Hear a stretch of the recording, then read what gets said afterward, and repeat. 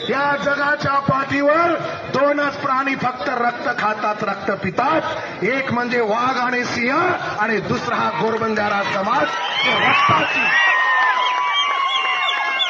जी लोक रक्ताची सवय करून खातात. अरे रक्ताची, त्याच्यात कोळी साहेब, त्याच्यात मसाला टाकायची गरज नाही, त्याच्यात मीठ टाकायची गरज नाही. आणि एवढं ते वॅक्सिन आहे, वॅक्सिन लस, हजारो प्रकारच्या बिमारी त्याने दुरुस्त होतात. अशी ती आमची सवय आहे. आणि यापेक्षा म्हणको ही सवय लोही खावाचा आपण, यापेक्षा आदिवासीचे गुण काय पाहिजे हो आपल्याकडे? यापेक्षा आदिवासीचे गुण काय पाहिजे?